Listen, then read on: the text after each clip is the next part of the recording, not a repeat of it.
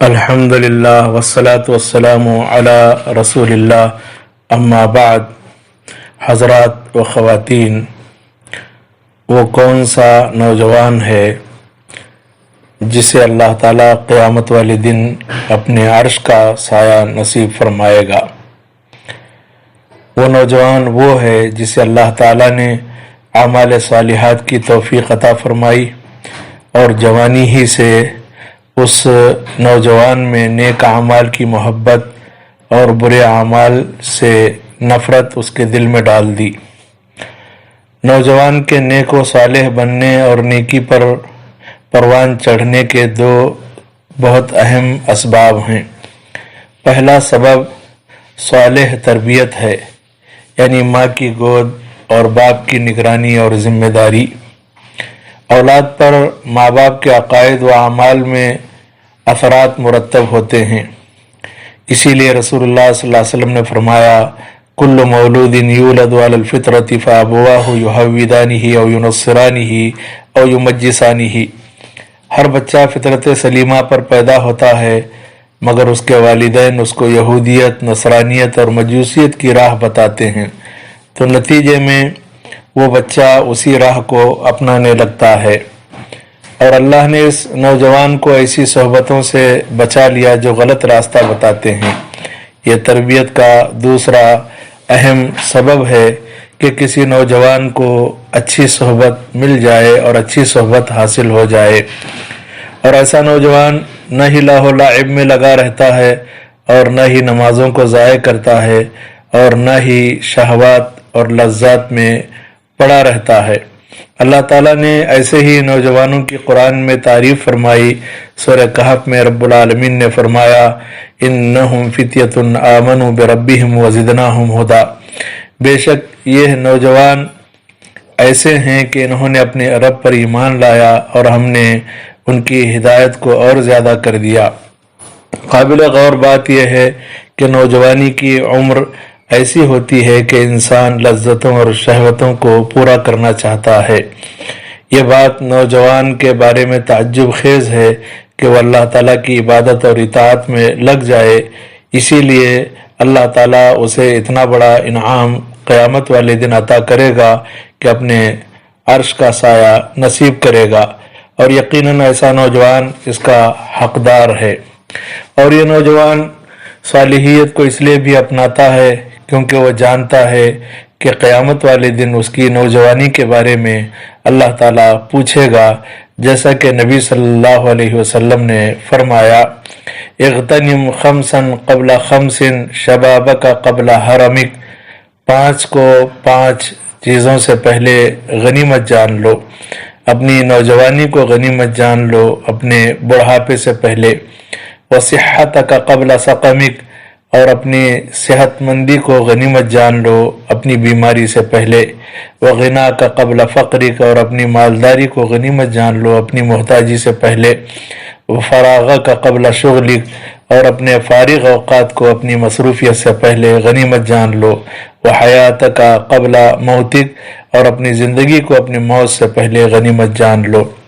یہ نوجوان اس لیے بھی نیک ہے کہ یہ جانتا ہے کہ قیامت والے دن جوانی کے تعلق سے اللہ کے پاس باز پرس ہوگی، جبکہ نبی صلی اللہ علیہ وسلم نے فرمایا، لا تزول قدم ابن آدم یوم القیامہ من عند ربہ حتی یسأل عن 5، عن عمرہ فیما افناہ، وعن شبابہ فیما ابلاہ، وعن مالہ من این اکتسبہ وفیما انفقہ، وماذا عمل فیما علم۔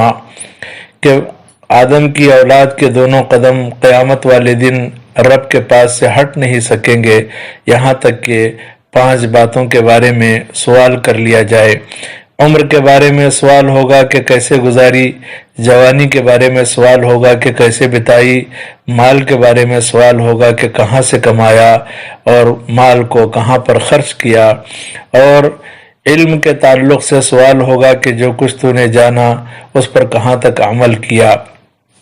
حضرات و خواتین، نوجوانوں کے تعلق سے یہ بات بھی مسلم ہے، اور اولاد کے تعلق سے یہ بات بھی بالکل متحقق ہے کہ یہ اولاد انسان کے انتقال کے بعد بھی والدین کے کام آئے گی۔ اسی لیے رسول اللہ صلی اللہ علیہ وسلم نے فرمایا، ابو ہریرہ رضی اللہ عنہ حدیث کے راوی ہیں، اذا مات الانسان انقطع عنہ عمله الا من ثلاثہ الا من صدقۃ جاریہ او علم ينتفع به او ولد صالح يدعو له۔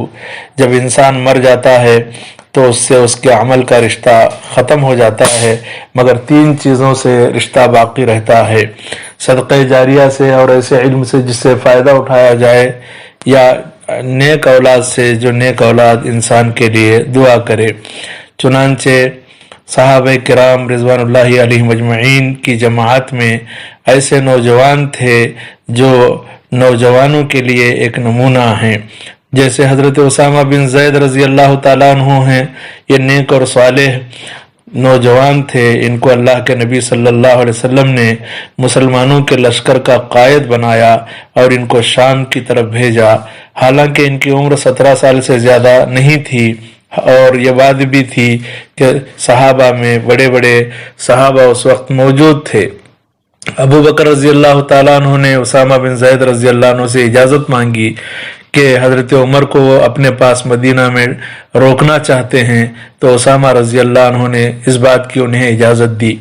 اسی طرح ایک نوجوان علی بن ابی طالب رضی اللہ تعالیٰ عنہ ہیں، جو نبی صلی اللہ علیہ وسلم کے بستر پر ہجرت کے موقع پر آرام کیے، جبکہ اللہ کے نبی صلی اللہ علیہ وسلم مدینہ کی طرف ہجرت کر رہے تھے، اور حضرت علی رضی اللہ تعالیٰ عنہ نے اپنے آپ کو گویا کہ مشکل میں ڈال دیا، جبکہ اس ذمہ داری کو انہوں نے قبول کیا۔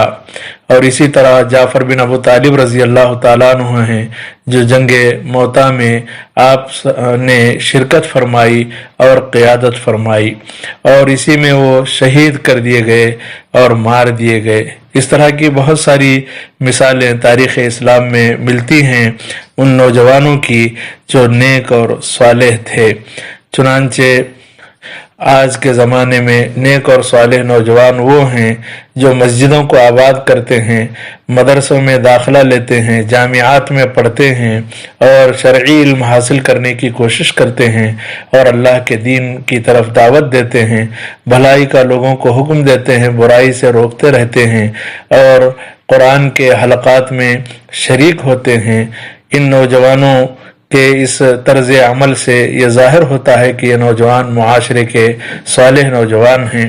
اللہ تعالیٰ سے دعا ہے اللہ تعالیٰ ہماری نسل کو نیک اور صالح بنائے اور قرآن اور سنت پر عمل کرنے کی توفیق عطا فرمائے۔ آمین۔ وآخر دعوانا الحمدللہ رب العالمین، وصلی اللہ علی النبی الکریم۔